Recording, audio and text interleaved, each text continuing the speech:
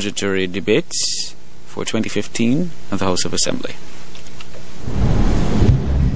Pray, be seated. I acknowledged the Honorable Senator Thomas as we took the lunch break, so I'll ask him please to start his, just a minute. He will now make his contribution.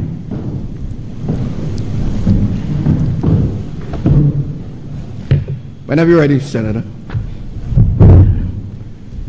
Mr. Speaker, honorable members, I rise to make my contribution to the budgetary allocations for 2015. But before I do, I want to join with all of my colleagues who have spoken before me to express deep and profound condolences to the people who were directly impacted by the accident at Rock Gutter, and by extension the people of St. Vincent and the Grenadines, who, as was reflected at the funeral, certainly felt a serious body blow and responded in amazing fashion. My sentiments are with those who were immediately impacted, and I am sure that as a country, as a society, as a people, we too would overcome this tragedy to rise to higher heights. Mr. Speaker, honorable members,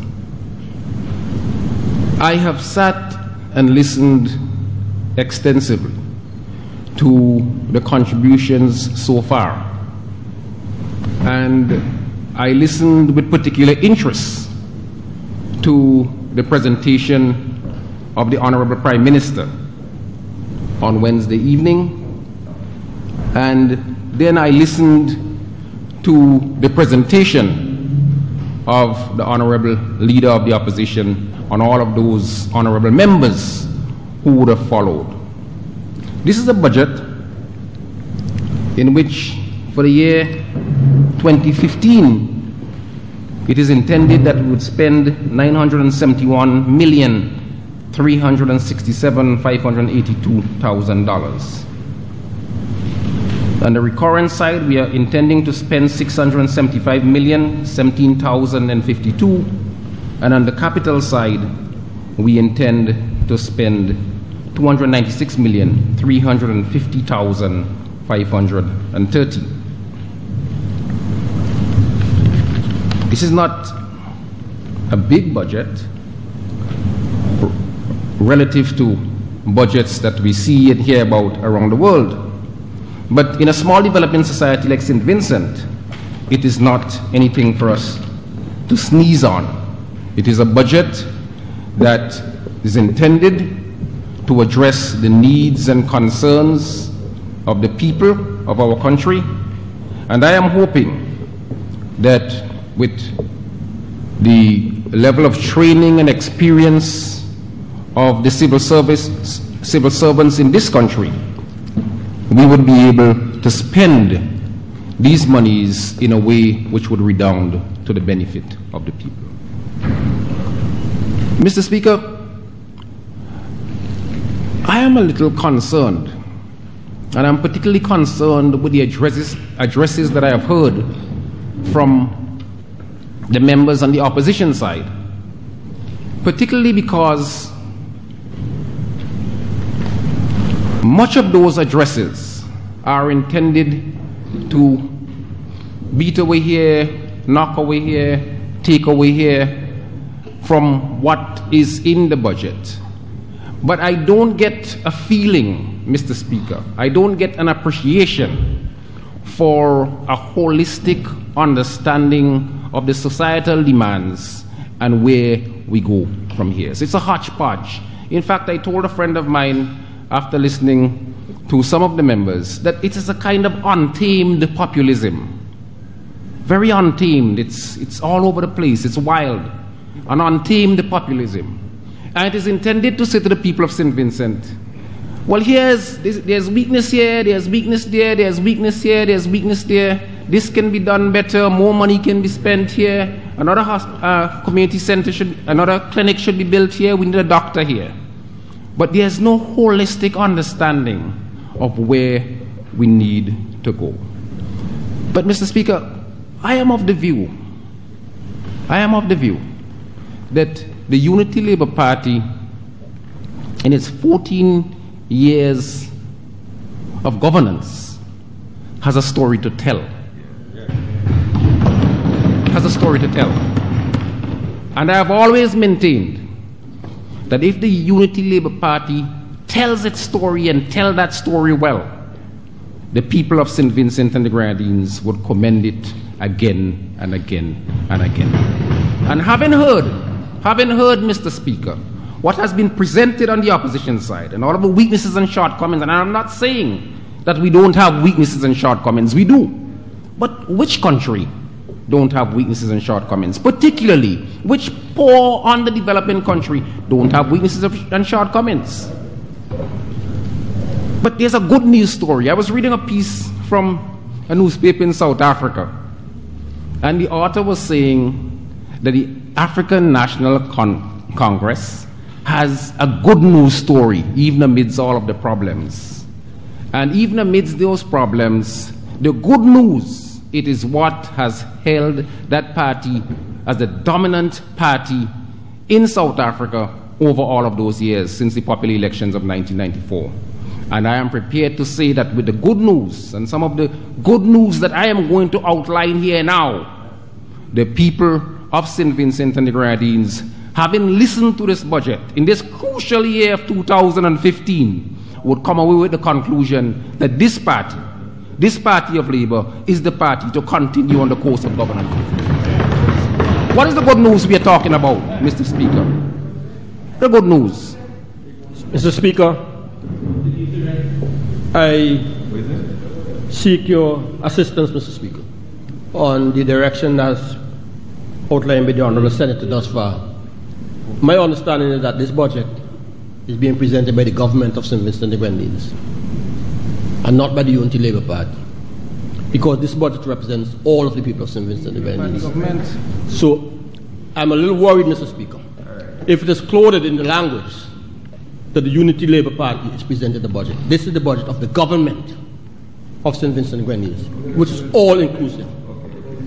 And I think there's an important distinction. I don't know. I think that is just speaking. But well, I expect you to say that. What we are saying is this is the story that we have been hearing all through the parliaments. Mr. Speaker, I'm raising with you that I came to hear the budget presented by the government of St. Vincent and the Grenadines. And my contention is in the House, we have to be guarded that a budget is being presented by a political party. There is an important distinction. Honourable Member, would you please continue your debate? I am not here to... There's a very fine distinction that the Honourable Representative from Central Kingston needs to make. He has made it, and I would be guided by what he said. But I see this government, the government of St. Vincent and the Grenadines, is a Unity Labour Party government. This government is in existence simply and precisely for the sole reason that in 2001, 2005, and again in 2010, the Unity Labour Party won the popular vote and the majority of parliamentarians in the House. So the distinction which the Honourable Representative from Central Kingston makes, it's taken valuable time, I agree. But what's the good news story of the Unity Labour Party government? The government of the people of St. Vincent and the Grenadines. The good news: one laptop per child. The Lives to Live program, which is coming on now. Increased relief for the poor and the vulnerable, which has been increased by 400% since 2001. The construction boom, the roads, the bridges, the hospital repairs, the mental health home repairs. The 2,500 students in the community college the 512 students studying abroad with government assistance, the foreign language programs in the primary schools, the universal education where every child get a chance to advance and to get the discipline necessary in staying in school and making a contribution to this society and their communities. The advanced efforts to tap geothermal energy, which would help us to bring down the energy cost of production in St. Vincent. That's the good news story that we want to tell. And, Mr. Speaker, there's even more good news. The efforts made by the Honorable Prime Minister of St. Vincent and the Grenadines as it relates to the CLICO and BICO debacle. The efforts which have resulted in persons who had invested up to $30,000, persons like myself, who thought that there was no way we were going to get back some money, and we have gotten that back. The thousands of people in St. That's the good news that we want to talk about. The economically disadvantaged student loans, the farmer support program, $6 million last year, $6 million projected this year. The more than 1,000 homes to low-income and middle-income and no-income persons. The construction of the South Leeward Highway, the near completion of the Vermont-Francois Bridge. The excellent work being done towards the construction of 4 bridges at Hope in South Leeward and the other 3 in North Leeward. That's the good news that we want to talk about. And that's the good news that people in St. Vincent need to remember. The 100% garbage policy, which has allowed hundreds of other Vincentians to go ahead and purchase lands and to build homes. In the old days, the down payment was the problem. This government initiated that policy, the 100% financing, which has resulted. That's the good news that we want to talk about. The efforts amidst tremendous odds to build an Argyle International Airport, which would help to take this country and radically transform the eastern corridors of our country. That's the good news that we need to talk about. The Petro-Carib Agreement. The Petro-Carib Agreement that has allowed for about $140-something million, which have mostly been invested in the development of social programs in this country. That's good news. The people need to be told of this. The Kanawha Jetport. The Kanawha Jetport. The monies which were offered to private enterprise as it reflected in the fast ferry, so that we can have the fast ferry that can move Mr. Olivier down to the Grenadines in a very quick fashion. That's the good news that we need to talk about. The nursing program, where hundreds of our young people are now trained as nurses. That's good news. That's good news. The school feeding program, the monthly public assistance and other material support for children of the poor and the indigent. That's good news. Let's celebrate that. The acclaimed pediatric care unit at the Milton Cato Memorial Hospital. That's good news. The Golden Years Center at Bookament and Black Point. Good news. The land to the landless at as low as 10 cents per square foot. I am recommending those things and good news. And this government can stand proudly on those. And those foundations which were laid over the last 14 years would serve it in good stead. So, Mr. Speaker, this doom and gloom that we hear is not grounded in a holistic reality of St. Vincent. And we are here to tell that side of the story, because the doom and gloomers have an idea of getting into power. They have not said a single word as to what they would do, what should be done differently. Oh, this should be done differently. Oh, we need this, we need that. On one hand, they say you're spending too much money. On the other hand, every single thing must be done. And I am not making excuses or apologies for this government. All kinds of things could have been done differently.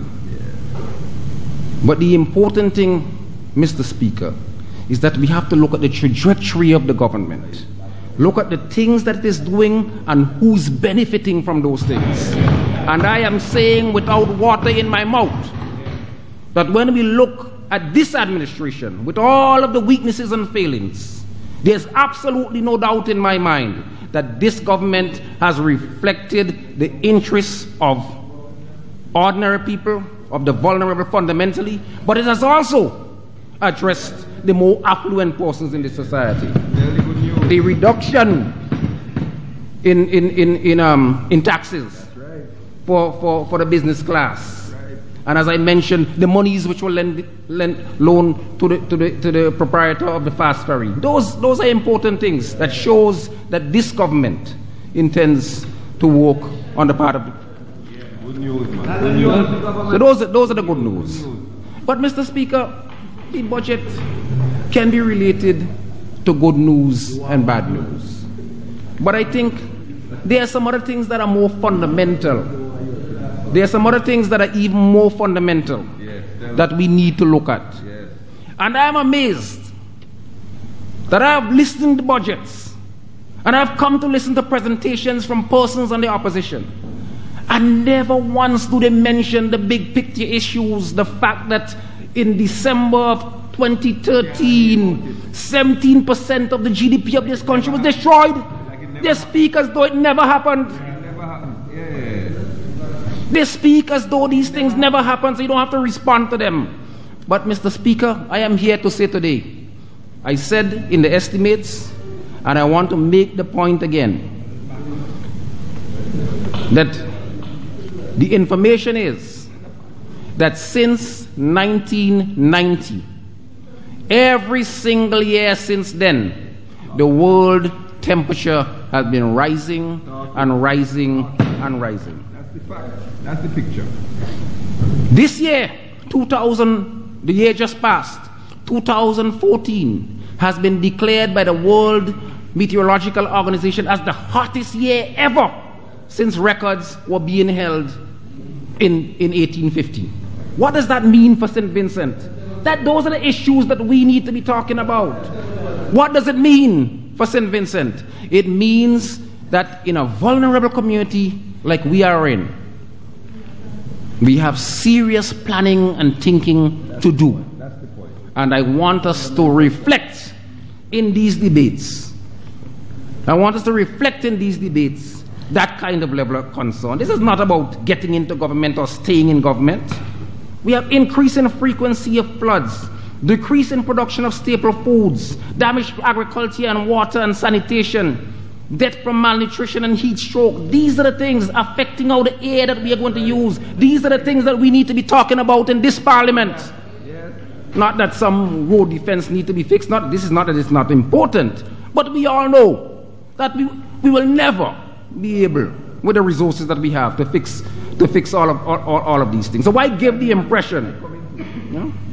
You go hear from him. Yeah. All you have time to say, no, in the last 5 years, Mr. Speaker, it is estimated that over $660 million in damage was caused to the agriculture and forestry, the infrastructure, the road, the bridges. And you don't hear anything from members of the opposition. It says we're just living in paradise. And they nitpick here and they find certain things here. And this is not the way you expect a discussion to take place. But Mr. Speaker, the good news is that on infrastructure in this budget, about $62 million would be spent to develop further the infrastructure. That's the good news that we should talk about. Good news.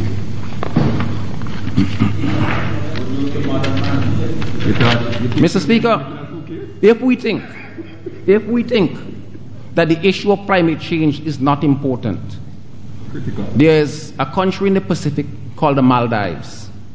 The Maldives is virtually disappearing because the sea is rising and it presents serious problems. We know in our Caribbean, where we have some of the best coral reefs in the world, they are dying and falling off. These are the kind of things that we need to be talking about. These are the things that we need to talk about. These are the big issues. These are the big issues. Yeah? So, when we start talking about these kind of things, I think we'll put ourselves in a better place. But Mr. Speaker, I want to now move away slightly to speak to the issue of health. Because I heard the honorable member from West Kingstown in his presentation talking about health.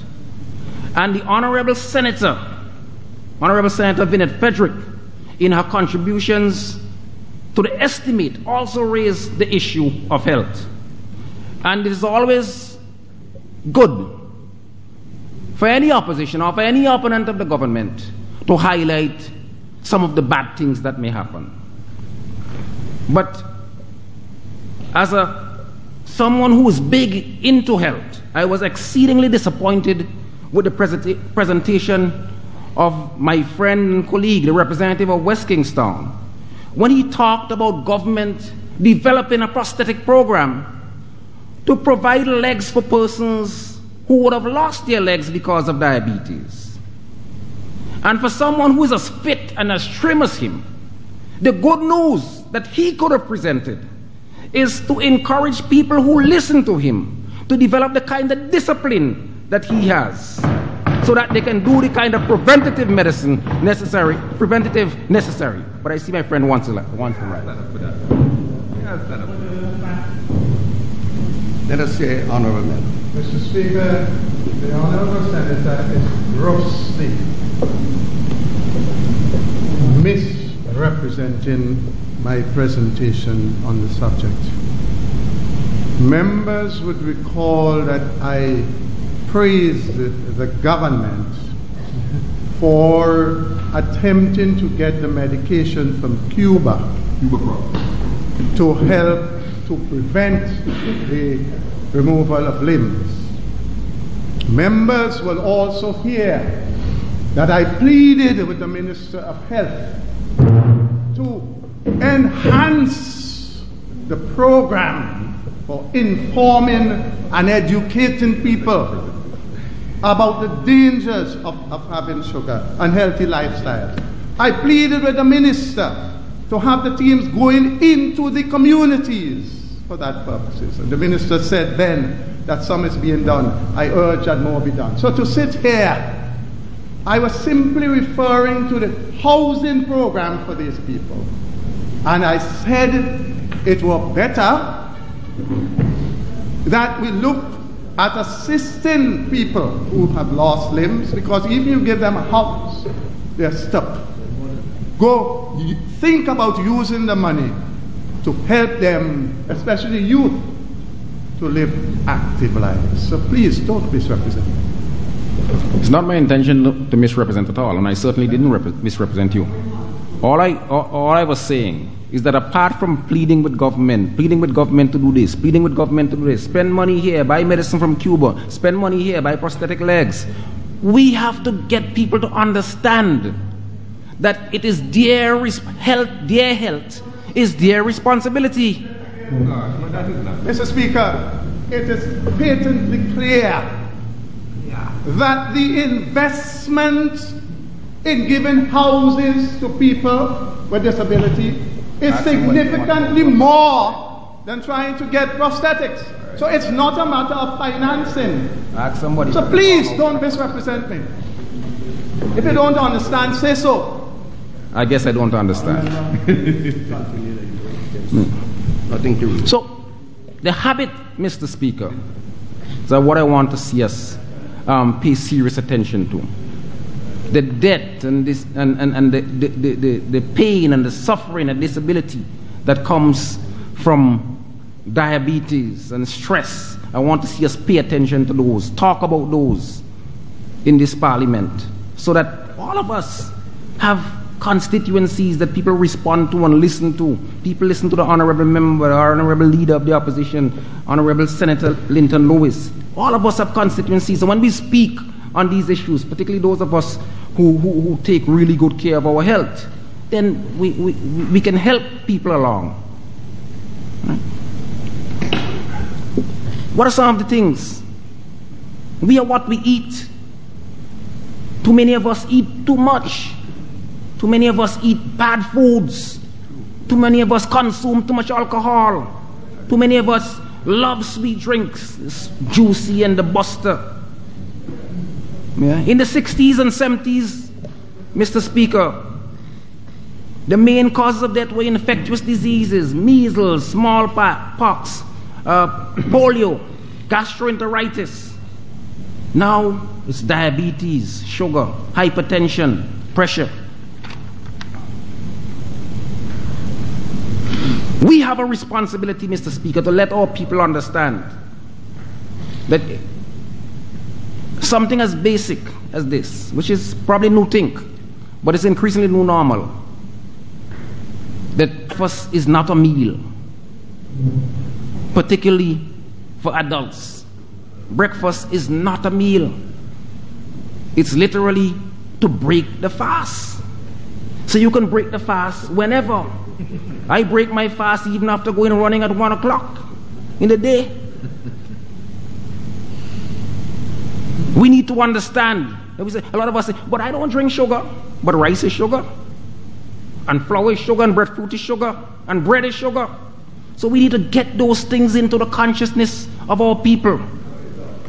Because so many of us, Mr. Speaker, are so busy to do so many things that we fail to do all of the things that we really should do.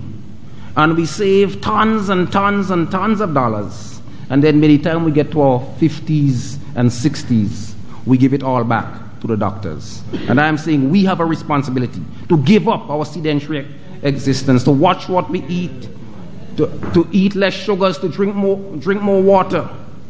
And this is why I was so delighted when I heard the Honorable Prime Minister slap that tax on tobacco. Because I know whenever the statistics, the evidence, the science is that for every day you stop smoking, you put an extra day onto your life. And all of my friends and my colleagues, Every year you stop smoking, you add a day to your life. Every year?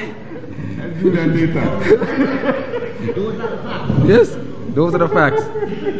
But those are the kind of campaign I want to see us carry on, Mr. Speaker.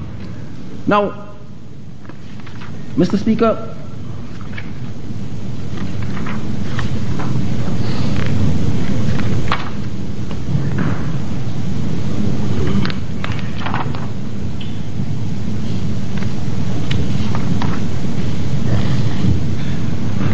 there's a lot that we are doing.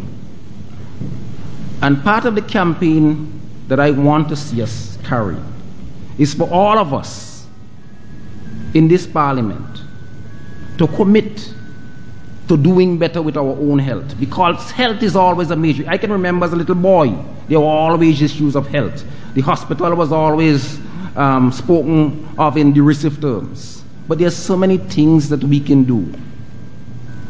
If the Prime Minister Gonzalez and Opposition Leader Eustace, who are held in such high esteem by their supporters and the country, can commit to lose a few pounds here, lose a few pounds there, this would have an amazing impact. I do recall in 1985 when Fidel Castro announced that he was going to stop smoking, at least stop smoking in public.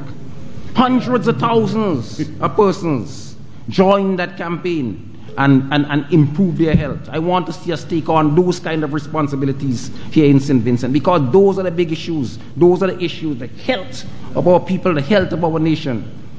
And I'm sure that with that 140 years of collective wisdom and experience that these two gentlemen have, if they can lead from in front, they would play a big part in carrying this forward. So I want to urge that this be done. I am not Fidel Castro. Mr. Speaker, I want to talk about the Petro-Carib agreement. And in talking about the Petro-Carib agreement, I want to go to page 33 of the Prime Minister's address. On page 33, the Prime Minister said, I urge honorable members not to permit ideological hysteria, Venezuela bashing, or plain political opportunism to cloud their analysis analyses or perspectives on Petrocarib. Now, this is a position that I have always believed. It is absolutely beyond me, my comprehension, my understanding, why an opposition party would genuflect to the fact that a 25-year loan, 2-year grace period and a 1% interest on that loan is good for the country. But session after session, a daily diet on their radio programs would criticize the Petrocarib agreement over and over. It's absolutely beyond me. I do not understand it. Because if we conclude that Petrocarib is good for St. Vincent and the Grenadines, as it is good for all of the other countries in CARICOM or in Latin America that has taken it on, there's no basis for criticizing the whole thing. There's in the presentations, Mr. Speaker, particularly presentation of the Honorable Opposition Leader, and so many of the members of the opposition, there seemed to be an artificial dichotomy, an artificial division between the government and the people. You heard a while ago the Honorable Representative from Central Kingstown saying that I was saying the ULP did this, but it's actually the ULP government.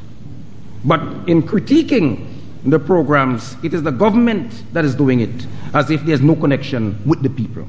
And I think that we have to correct that false division. Now, if we look at the national debt and we conclude that there's $140 million, or even if we take the outlandish view that is $890 million, as was first floated by the Scotiabank analysts, it means that there's a lot of money which St. Vincent gets a chance, having paid the percentage which is must pay, gets a chance to do a lot of things with the other money. And the Prime Minister in his Prime Ministerial address last year outlined clearly where a lot of this money is going. I don't know if there's any person in this Parliament who would want for us not to spend the monies in the ways in which it is being spent. I think the points which are being made are ideological and political populist attacks rather than any clearly or sophisticated attacks on the Petrocarib agreement. So much of these loans are going, Mr. Speaker, to social development program. Much of the money is going to the development of the Argyle International Airport. And I have heard so many conversations about the Petrocarib agreement, Mr. Speaker, from members of the opposition that I am absolutely surprised. I was stunned, actually, that in the presentation on Thursday, none, not the opposition leader, not the distinguished Senator, Mr. Lewis, not the distinguished Senator, Ms. Frederick, the Honorable Representative for North Leeward, the Honorable Representative for South Leeward, the Honorable Representative for West Kingstown, Central Kingstown, the Honorable Representative for the Southern Grenadines and Northern Grenadines, none of them took the time to read an agreement that had been in existence for 10 years. I was just blown away. I was just blown away. Point of order. Yes. Mr. Speaker, I have listened to the comments made by the Honorable Senator, and I'm a bit confused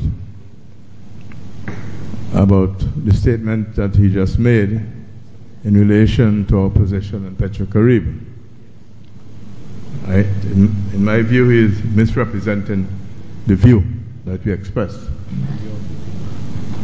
What I have been saying, and many other commentators, both here and abroad, is that the loan component of Petrocarib, which is a generous loan component, which I've said over and over again in this House, is endangered by the straitened circumstances of the government of Venezuela attendant upon the fall in prices of oil. That's the point we are consistently making. And therefore it is important that the government address itself in terms of a policy position going forward in relation to that. That is the point we have been making, Mr. Speaker. That is one point.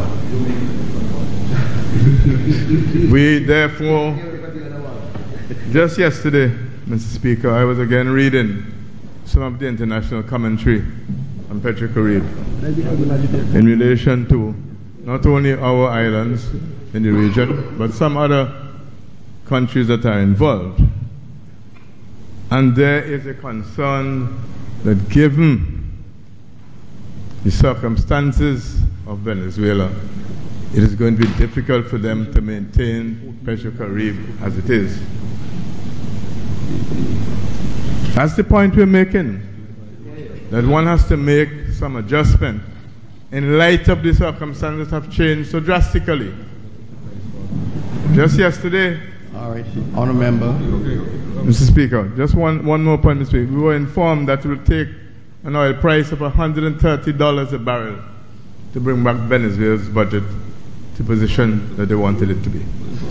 But the Senator is making that point. Thank you. Just a minute. Thank you very much. Sometimes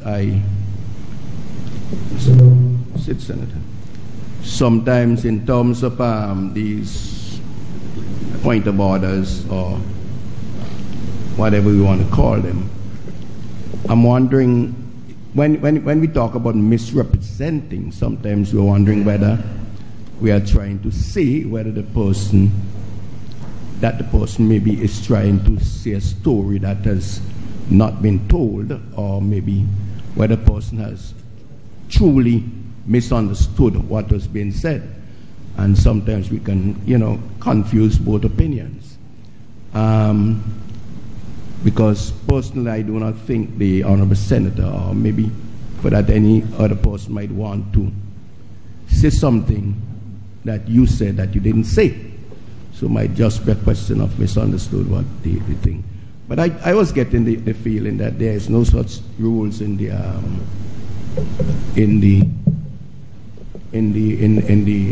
standing orders in terms of misleading and misrepresenting and that sort of thing.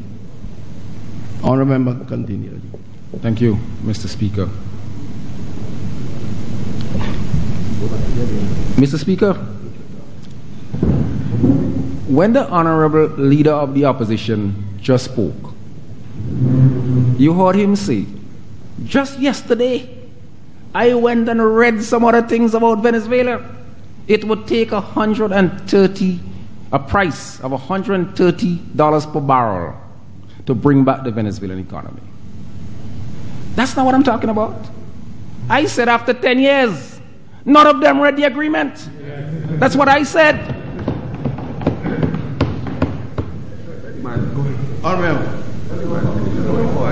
you got the copy of the agreement in this meeting? you have not received it? Yes, sir, I got a copy in this meeting, which is unsigned. Which is unsigned, and which contradicts with other documentation which I received again last weekend in relation to what is the exact agreement that we are facing.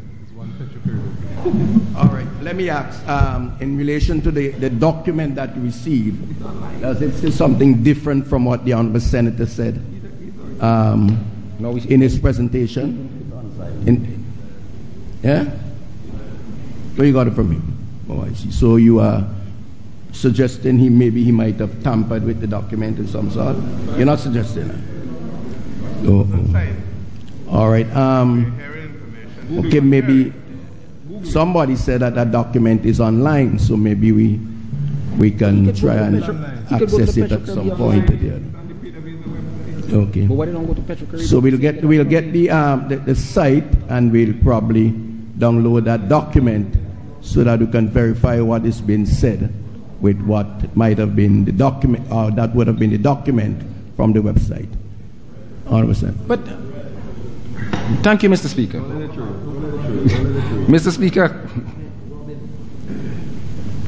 none of the men, none of the honorable members read the agreement. 10 years, none of them read it. And that's the important point.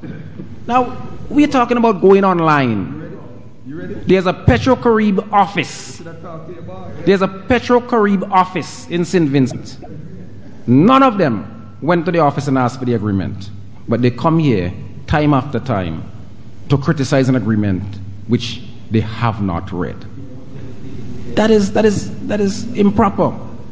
But I want to take the point, the further point, as it relates to the honorable leader of the opposition, that Venezuela is falling apart. So therefore, we should take stock. Oh, he didn't yet say what stock we should take. Must the stock be that we stop taking the loans which are coming? Must the stock be that we don't build a bridge based on that commitment for the social development monies? Must the stock be that we break relations with Venezuela because Venezuela is having economic problems? I was absolutely thrown.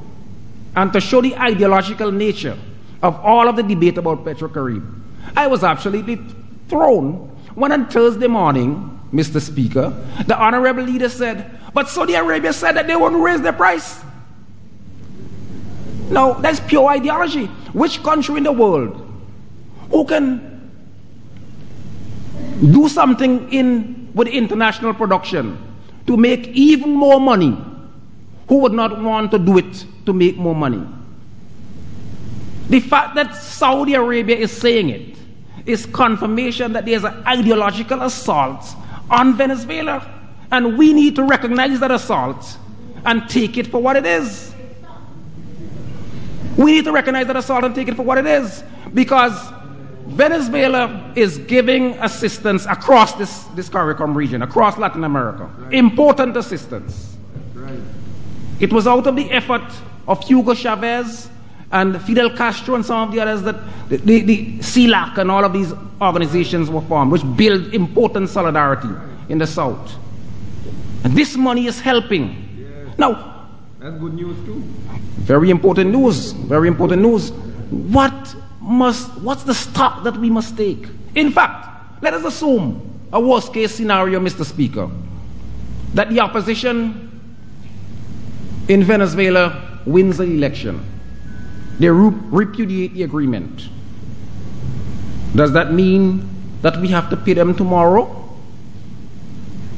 Any first-year student in contract law knows that that is not the case, because we had an agreement which said 25 years.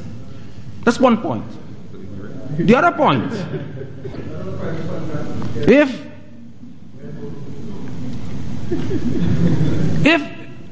the Petro-Carib agreement is to be repudiated or is to be no more, these might be the best times for us not to have a Petro-Carib agreement, because these are times when the oil prices are at $60 per barrel. 99 as a Friday. Right? I know there's a loan. In any event, we have a loan to repay.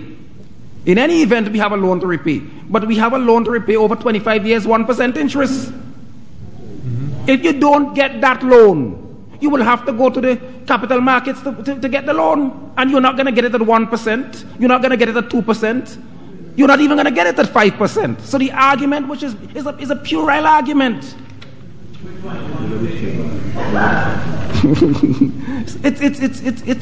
The argument against the Petro-Carib agreement makes absolutely no sense. It makes absolutely no sense.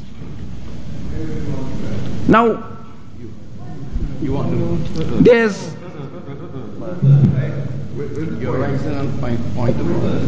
there's a field of thought. He wants me to give way? 10 minutes to conclude your... no, I don't think he is.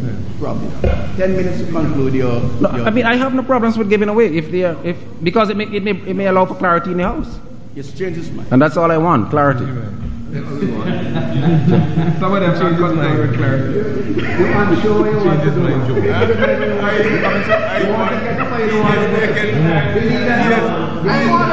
He is making a statement. Why do you think that's the clarity now? You're not coming, sir?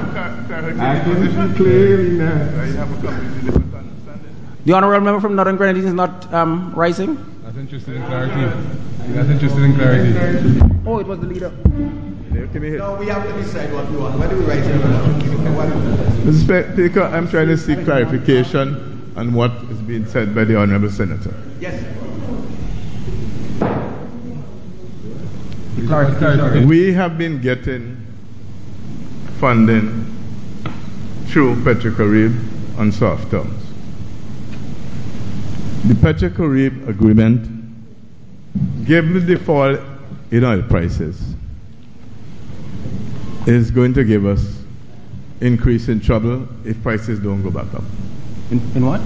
Saudi Arabia, one of the members of OPEC, is saying they're not going to cut back production as a big producer in order to force the price back up, which Venezuela needs. Which Venezuela needs. Prices back up on Friday. So what is happening now is that I am saying from a policy perspective, we have to look at our situation because we have to pay back the loan that we owe Venezuela. Yeah. Okay.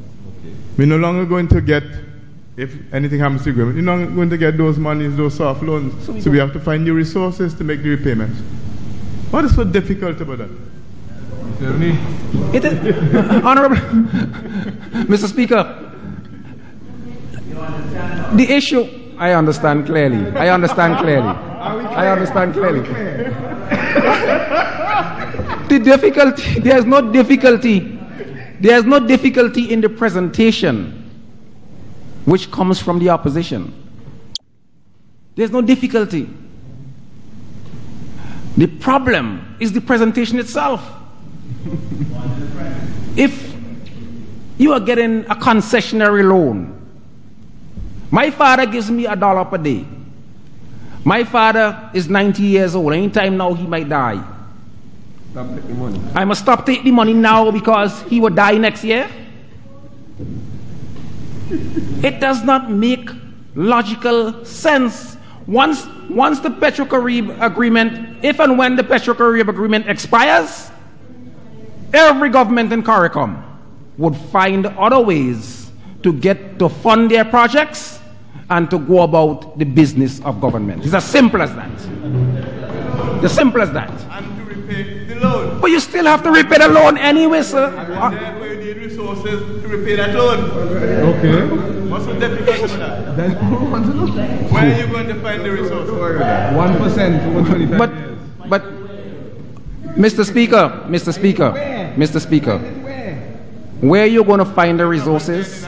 In any event, of all of the loans we have, of all of the debt we have to find ways to repaying them. So if the loan is as if we say, if the loan continues, we can find money to repay the loan. But if the loan does not continue, we can't find money to repay the loan. That don't make any sense. It doesn't make logical sense to me. And maybe I'm lacking clarity here. Maybe I'm lacking clarity. Need clarity. But some people don't are not interested in clarity.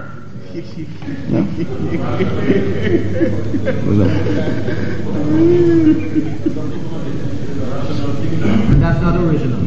That is photo.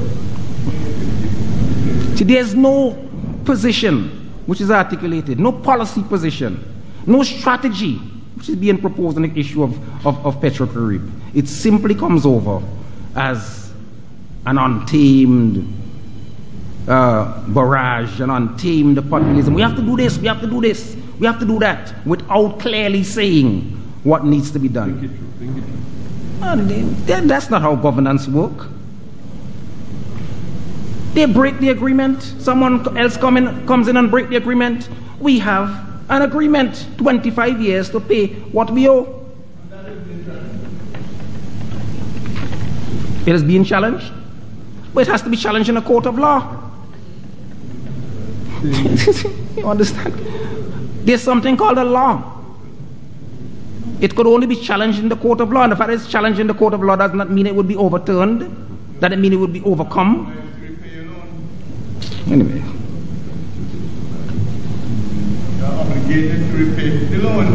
Mr. Speaker, and this is why, you know, when I became a senator, I thought, you know, I remember when I did constitutional law in the United States, there was a concept called a clear and present danger.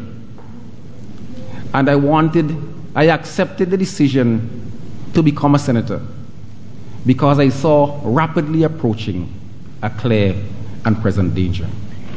When you listen to the presentations, there's no coherence. There's not a narrative that connects to anything except for the fact that yes, we can do it better. As the honorable member for South Leeward said, only the NDP could do it. As if there's no history in St. Vincent and the Grenadines. As though the NDP had not been in power before. So the river defenses that he was talking about, there was never a time when this could have been addressed. When it could have been addressed at lower cost. But part of the reason why all of those were not addressed is because the government, the NDP government, like the ULP government, has limited resources. And those resources have to be used in such a way that can best redound to the benefit of the broadest amount of people. The honorable member from South Leeward talked about all the difficulties in South Leeward. He didn't mention the Hope Transfer Bridge. Didn't hear about it. He didn't mention it. We could talk a lot about it, though. We could talk a lot about it. You had to run from it, but I won't. It's 4 times a resident told us that you all came with tape measure the width of the bridge. 4 times. Bridge is being done now. I went up there on Sunday.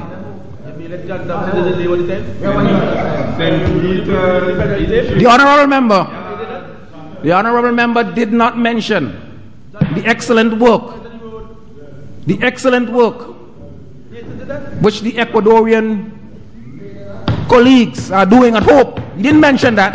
That is going to give him headaches. He can't talk about it. But we are going to talk about those again and again and again. 5 minutes. Good news. Good news. Good news. Will you measure it? Mr. Speaker, I want to. I remember reading, I want to shift away and talk a little about electoral reform. Because I remember reading, I think it was in the January 6th edition of the Searchlight. Searchlight headline, Gonzalez waiting on response from Eustace on voters list cleanup. And I think this is an important issue, Mr. Speaker, because all opposition parties tend to talk about the size of the voters list. And there's a proposal, and I would hope that we would do some work aimed at cleaning up the voters list. If we agree, these are the things that we should work bipartisanly on. Yeah. Climate change, voters list, pension reform, health. Yeah. I want to see us work on that. So if the honorable leader would pick his team and sit down and think about it. My own position is that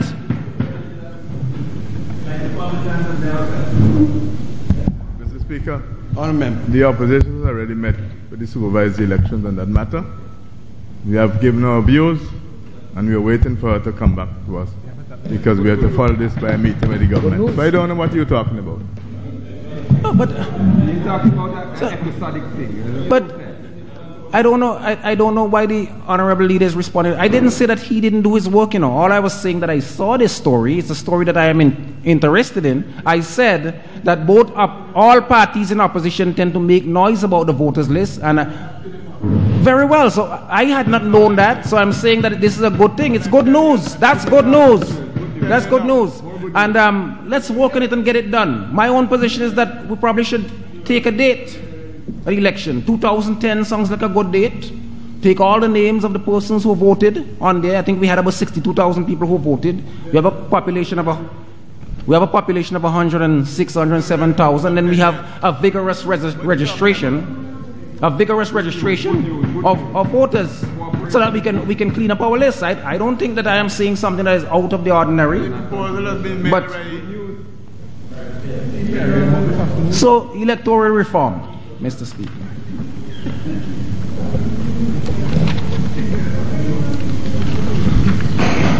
Mr. Speaker, finally, I want to say that there's a view which permeates a lot of the opposition dialogue. And it was best exemplified by the Honorable Member for the Northern Grenadines, when the Honorable Senator Luke Brown was attempting to bring some clarity to a point. And he said, I'm not interested in clarity. You want to pull the wool over the eyes of the people. He's not interested in clarity. But on this side of the House, Mr. Speaker, it is my view that a clear and compelling narrative that brings the record of this government to the people, because sometimes we forget, a clear and compelling narrative that brings the record of this government to the fore, that presents all of the programs and policies of this government in a coherent and organized way, that we have a teaching with our people that the people of St. Vincent and the Grenadines, when the time comes, should and would make the right choice in ensuring that the government that has brought so much with so little would continue the governance of St. Vincent and the Grenadines. Mr. Speaker, this budget is a budget which attempts to address critical issues and concerns, and I ask and I hope and I would join in ensuring that it has safe passage when that time comes. I'm obliged. For the debate.